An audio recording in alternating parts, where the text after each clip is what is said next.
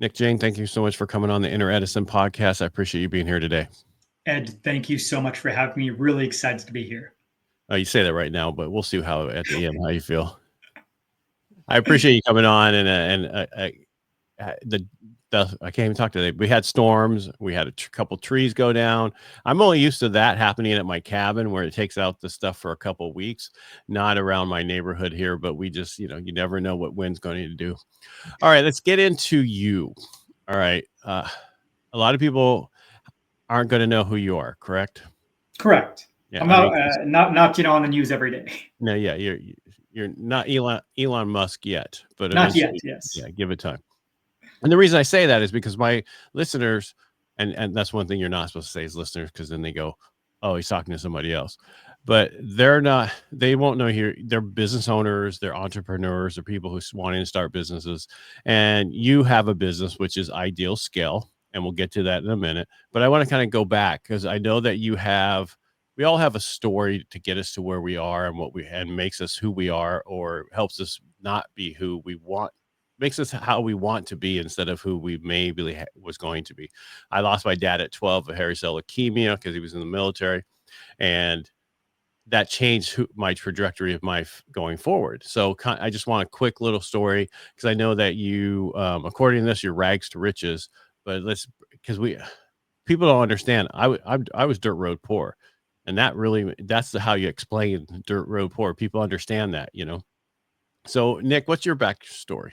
Sure. So my parents emigrated from Canada to India. Sorry, from India to Canada in the 1980s. I was going to say that's pretty weird to go the other way. There are people who go the other way. Interestingly, especially as Asia continues to grow economically. But my parents were Nick, and also to get back to certain traditional standards and things, some people want to go back and be more into that, and that happens all the time. And again, I'll stop talking, but go ahead. I apologize. Yeah, and my parents were the classic, like the immigrants that you imagine, right? Showed up with the shirts on their backs, their college degrees at the time. They were college educated, but their college degrees at the time from developing countries didn't matter in Western countries. So they started from scratch, like classically shirt on your back, living in a tiny house, working at McDonald's, re-earning their college degrees. And that was the environment I really grew up in through most of my childhood. Like not quite insecure in terms of losing housing or food, but always on the edge of it. And what that meant is I was raised in that immigrant mentality where you are willing to hustle and work your butt off. There's not a lot of resources, so you figure out how to make things happen.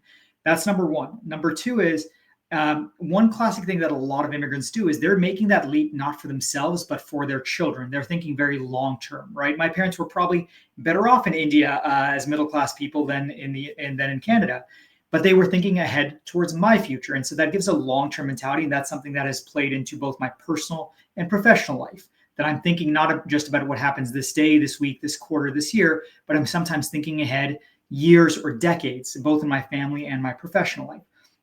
And then that's kind of the culture I was raised in. And that has carried through with me, both through my education, my professional career, and through now. And that's gone through a couple of different phases. The big ones being I worked on Wall Street for a long time as a hedge fund investor.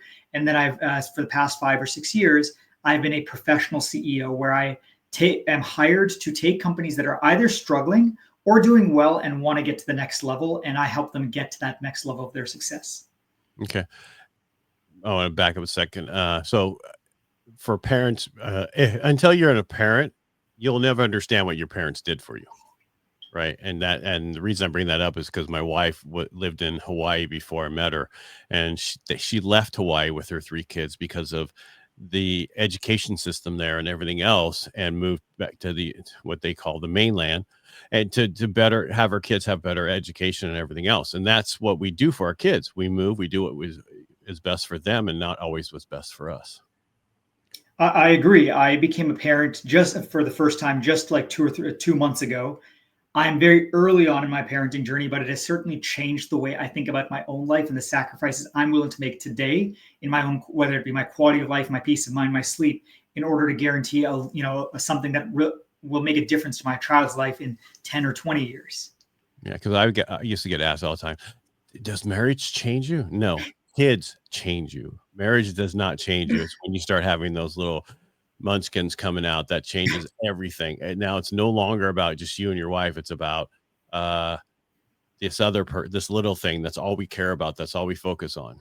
And it's so dependent on you, right? Like unlike a baby cat or a baby dog or a baby walrus or whatever, human babies really depend on you. You are literally keeping them alive. So that's just another level of burden that I've never experienced. Not burden, but a responsibility that I've never quite appreciated before. We'll record that and send it to your significant other so they have it down the road to use against you.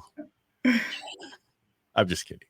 Because, we all make those mistakes, but, but so how did you get from Wall Street, right, investment firm, into telling companies helping them turn around or get to the next level? You don't just walk into something like that usually. Sure. So that's kind of what I was doing as an investor on Wall Street. Like the whole point of being a good investor is you invest in businesses that are about to do well. And so you get really good at understanding what the business does, how it makes money, and when it's about to go a transition, i.e. if a new CEO has come in or if there's been a change in an industry. So good investors tend to be very good at figuring out which companies are capable of making transitions to the next level and how to catalyze that change. So I got very good at that from an outside as an investor. And then one day I basically got a very lucky call and said, Nick, hey, do you want to come co-run this $100 million revenue trucking company? I was 20, in my late 20s at the time. And that's a phenomenal career opportunity when someone calls you and says, hey, do you want to run a company of, a decent size? So I said yes. And that was how I made the transition from being an investor to an operator of companies. All right. So when you became the co-operator, did you actually work in the company day in and day out? And yes. All right. And then, all right. So let's talk about that journey, because that's a totally different journey. And the reason I'm saying that is because once you go from an investor to an owner, or even as an employee to an owner, you look at things totally different than you've ever looked at things before. And if you don't understand this, you've never became an owner, or you never worked for somebody. Because I thought I spent this guy I worked for money the same way he would spend that money, because I was and no, it doesn't matter how much you thought it was. It's totally different. So what was one of the first things that you learned by running this company? How much day-to-day bureaucracy and tiny little things there are that don't really create value for the company or organization, but still need to be done to sustain life. And I would draw the analogy to breathing is very annoying, but you kind of got to do it. It doesn't create value by itself, but you have to be able to breathe in order to go about your life doing all the other things that you want to do. And so a lot of my time in running companies is taken up doing bureaucratic things that don't themselves derive value, but they create the foundation that allows value creating actions or cool things to happen, whether that be cool products, new revenue, whatever it is. All right. So you say bureaucratic. What do you mean exactly by that? Because everybody's going to have a different definition of certain words, and, depending on the background. So I'll give a couple examples, right? Like someone has to be running payroll and doing annual raises and talking to people when they have had a traumatic family experience. Someone has to be managing the process of coordinating 8 different departments doing different things. Those are all things that are interstitial. They're the glue that holds an organization together, but the glue itself doesn't create value. Well, I would disagree. And that's okay. We can disagree. One of the reasons I say is because I'm a vet, so I'm totally direct and whatever. And I'm the last person you want taking care of HR or any of those other things, because I'm the one that gets into trouble because I open my mouth and things come out not exactly.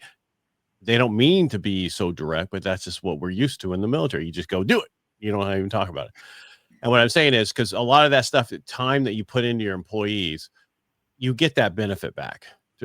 There are the 1% of anything you deal with that you're not going to get back, and but that is the loudest part of your company that annoys everybody. And I understand that, but that's why you hire people to do certain things that you don't want to do in a company, or you're not good at also, and you focus on what you're good at only. And that's one of the things as entrepreneurs that we don't get through fast enough.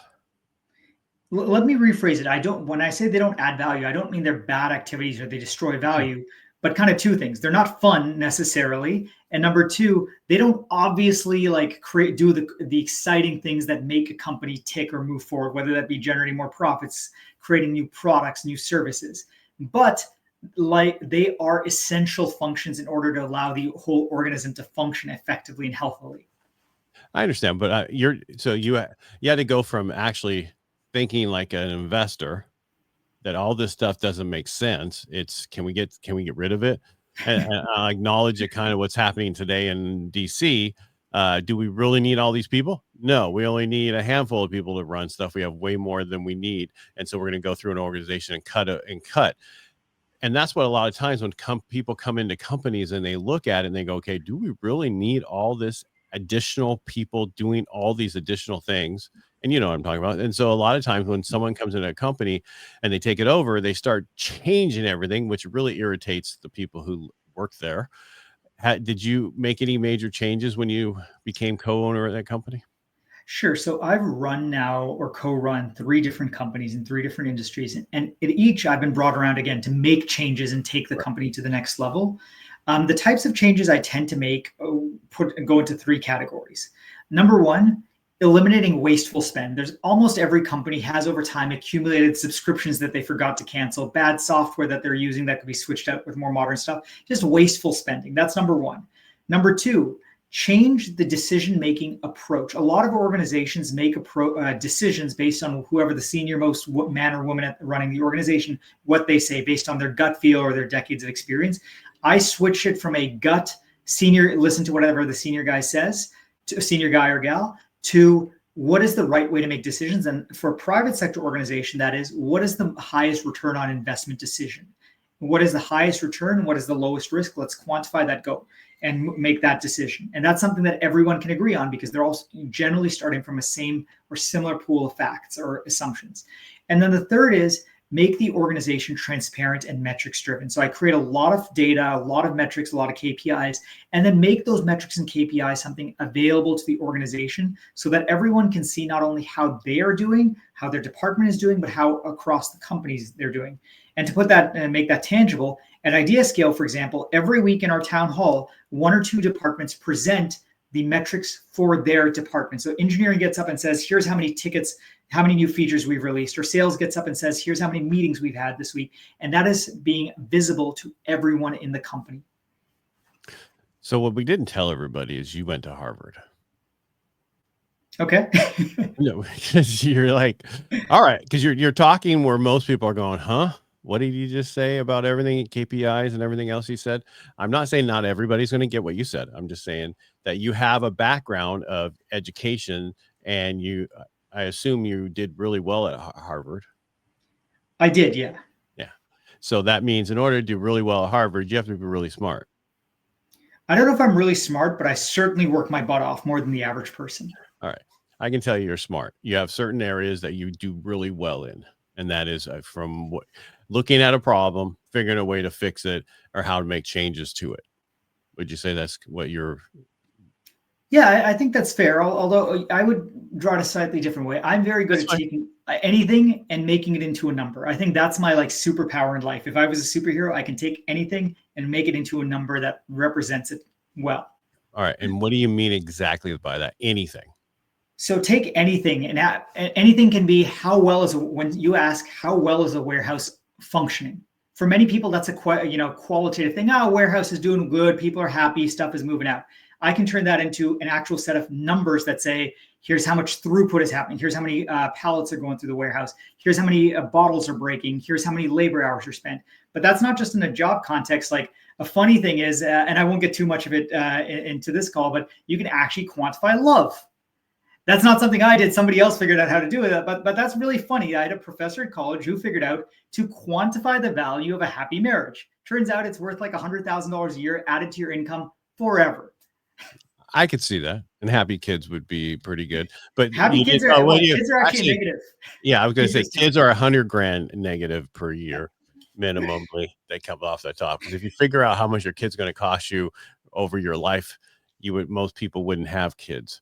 And they would just be dinks. All right. So basically you can figure out numbers of things. And that's what I was trying to get at is you seem like a numbers guy where I can basically because I'm a numbers guy in the mortgage industry, and I can do numbers in my head without thinking, because I know how to break them down real small to where it's easy for me to figure that stuff out.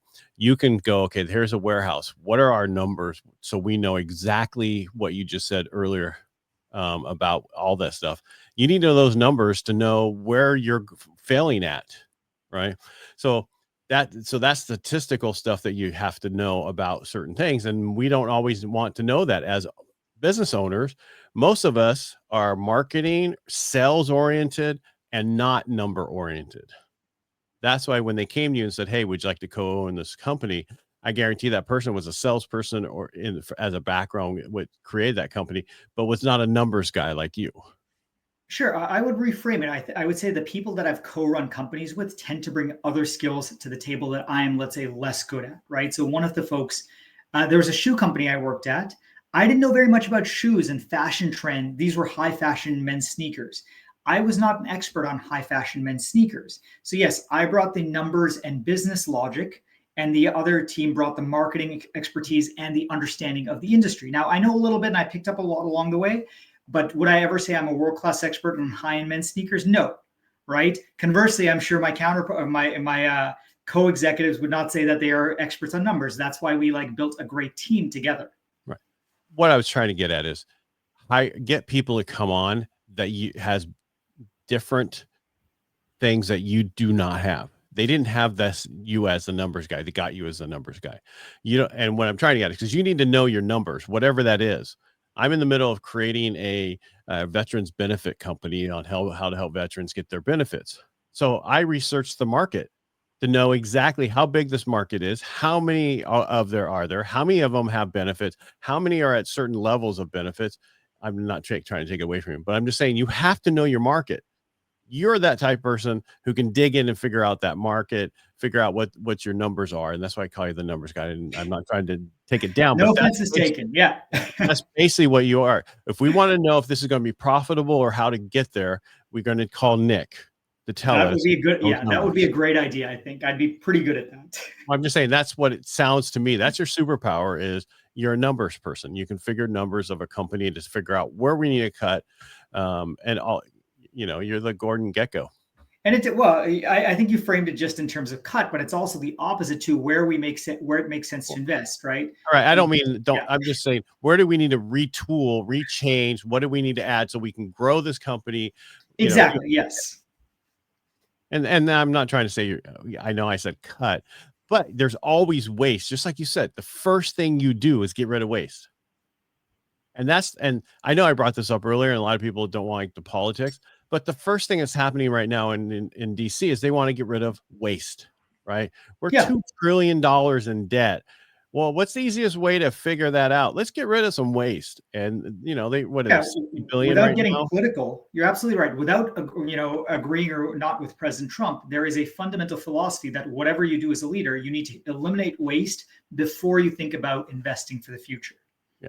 And whatever your political leanings or your and business leanings. I think most of us are in the middle. We're all in the middle. There's just those little fringes on each side that are super loud. That's all we hear. But most of us are in the middle. That's kind of what I feel. Yeah, the fringes make entertainment or good entertainment though to watch on YouTube or CNN. Yeah. Well, it's like what I used to tell people. It's like that one chick in the bar who's so loud that you leave the restaurant because you can't stand to have food there because that lady's so loud in the bar. And then people have had that happen to them, so they understand what I'm talking about. But that's so basically what if so you're this might not be right, but the turnaround guy or how to grow a company, you're the guy to call to say, hey, I don't really know my numbers, but this is what we have.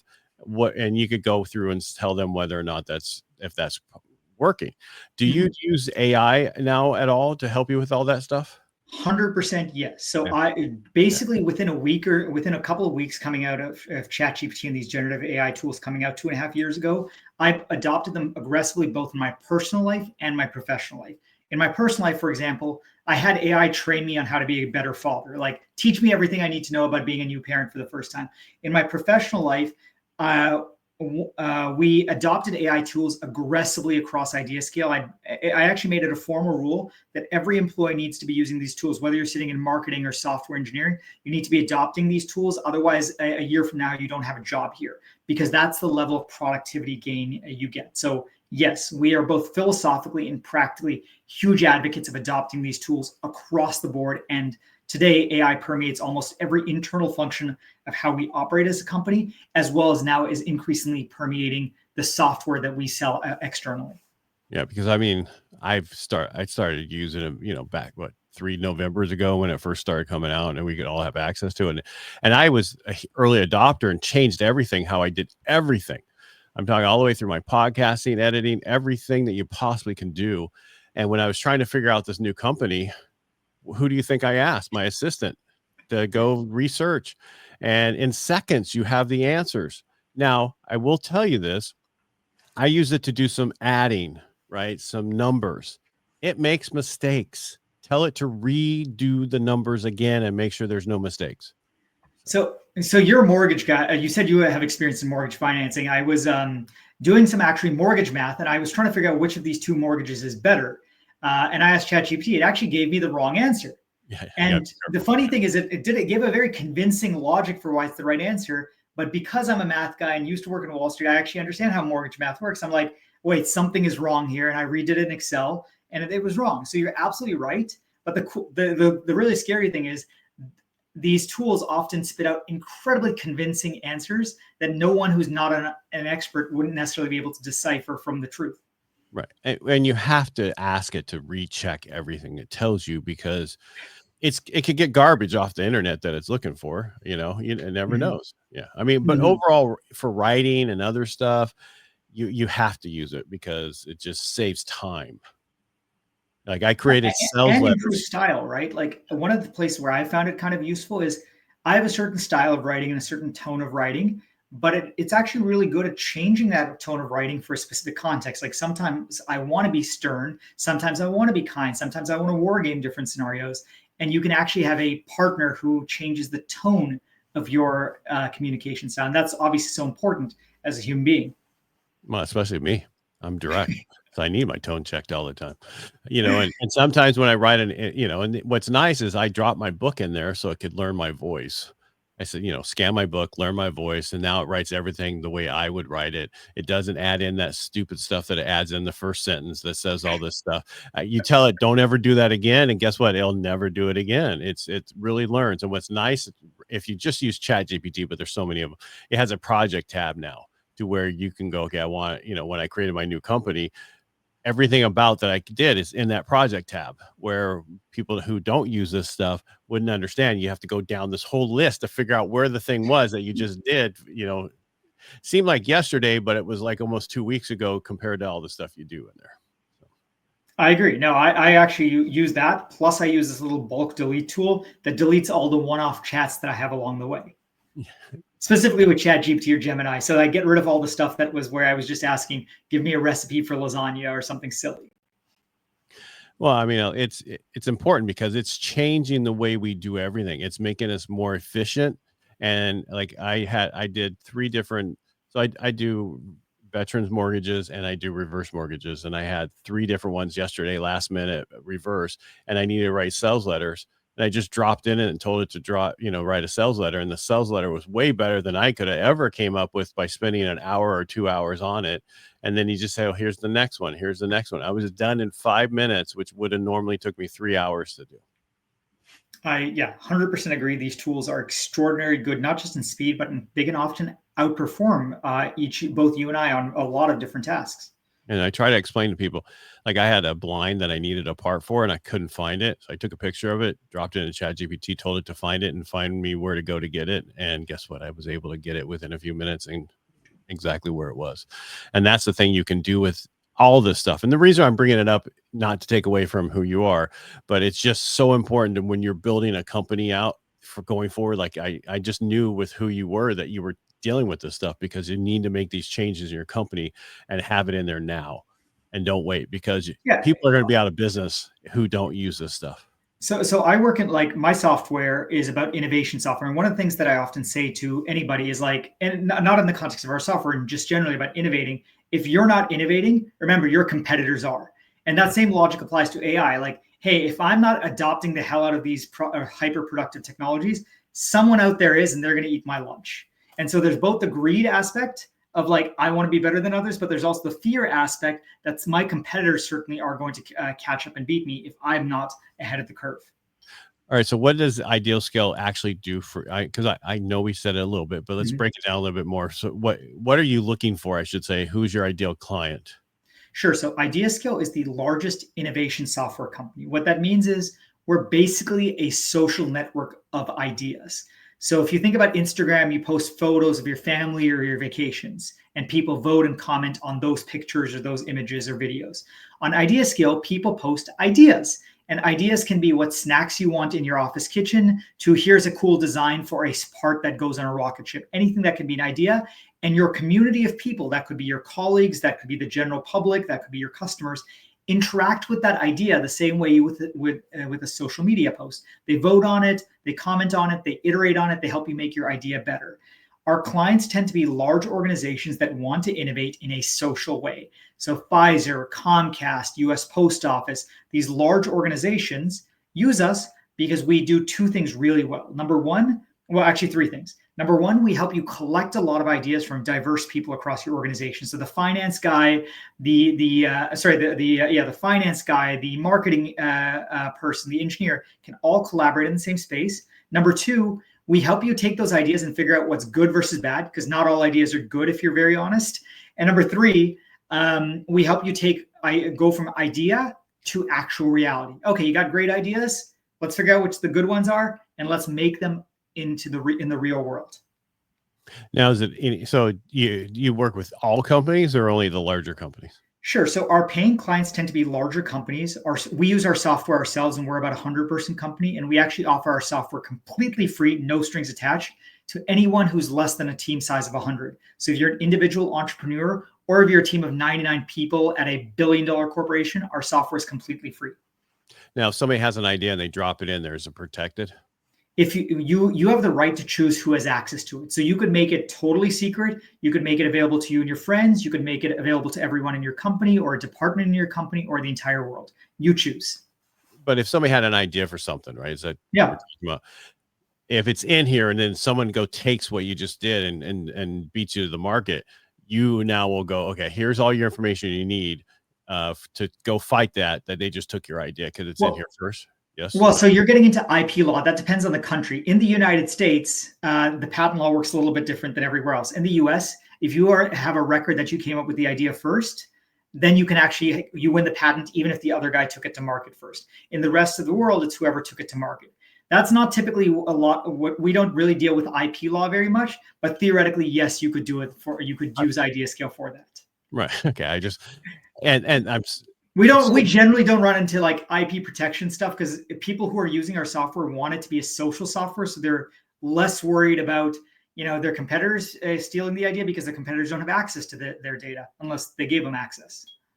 Well, you never know. I mean, there's so many things that get leaked these days. You have no idea what's going on. I wanted to tell people, don't worry about what you post is what I'm trying to get at. Yeah, look, no one, your data, we, by the way, are crazy secure. Like military agencies and spy agencies use our software. So we have one of the highest levels of security or technological security, and we have to go through an annual audit each year. Nobody can access your data unless you give them access, either accidentally or intentionally. And even our own employees can't access your data unless you give us explicit permission to. So like I, Nick, as CEO, cannot go peek at Ed's free account on IdeaScale. Gotcha. Now, how did you start IdeaScale? So I didn't start IdeaScale. We've been around about 14 or 15 years. It was started by two gentlemen, Viv Pascaran and Rob Hohen. Rob led the company for the first 13 years or so. And then when IdeaScale was ready for that next level of success, Rob and Viv brought me in about 2.5 years ago to help take it global, which is what I've been focusing on. Okay. And what has been the biggest change since you came in? Sure. It ties back to kind of those three things that I say. Number one, I made sure we're much more disciplined as an organization. We spend on things that make a difference. So I eliminated a lot of waste. Number two, I created a framework, this ROI framework for how do we make good decisions at IdeaScale? Which countries do we invest in? We expanded to Brazil and Mexico. We didn't do that because Nick likes Brazil and Mexico. In fact, I've never been to either of those two countries, but rather we did some analysis. I have not. Actually, in Mexico, I think I've been there for like a day or something. You gotta get out more. All right. but the so when we decided to go into these two countries, we didn't do it because Nick liked it or Tim liked it or Melissa liked it. We did it because it actually was the highest, best use of resources. It was the best investments for our company relative to the risks and the costs and the rewards. So that was the second thing. And number three, we created this level of metrics and transparency that hadn't existed before. So day one, within the first few weeks of me showing up, there were dashboards everywhere. People could tell you what our daily average users are, which is a very important metric for a software company, or how many features did we launch last week. Those are all metrics that we care a lot about now and communicate, not only to measure our performance, but also to raise morale. It's wonderful to know, hey, over the last 3 months, we launched 100 features. That's something pretty cool for us to, for me to, I don't know, brag about, but be excited about. So you're on this podcast talking about what you're doing. Who are you looking for? Sure. So I think there's kind of maybe 2 or 3 reasons I'm on here. Number one, I want to really encourage people to think about innovation in any organization they're at, whether they're running a one-man shop or a 1,000-person company. You need to be innovating. That's very, very fundamental.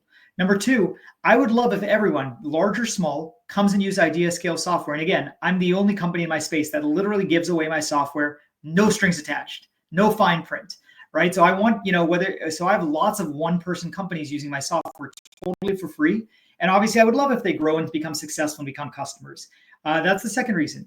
And number three, there's this, how would I say? There's some best practices on innovation that I love promulgating that I think people sometimes miss. People often think, hey, if I get the smartest person, I'm going to have an innovative company. Or if I give them the coolest tools and widgets, I'm going to have an innovative company. Or if I have the right company culture, which is something a lot of people focus on.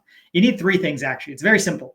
You need people who actually want to be innovative. Number 2, you need to create incentives for them to innovate. And number 3, you need to give them the right tools and technology. Most organizations fail at being innovative because they only try and do one of these 3 things. They're like, I'm going to have the greatest culture ever. Doesn't matter if you have the greatest culture ever if you're not giving people tools to go be creative, right? It's like taking the smartest person, but locking them in a dark room with no pencil and say, go be creative. They're not going to do a lot. No, not in the dark. The reason I'm asking is because you're on here talking. I want to make sure that who's listening can actually come to you when they need it. But you're saying you'll let people have the software for free to use, because what people understand is when you give stuff away for free, people come back and buy it. Or they want more of it because they've used it. It's the one thing you do. You give away stuff for free, people still come to you for stuff. Now they know exactly what you can do.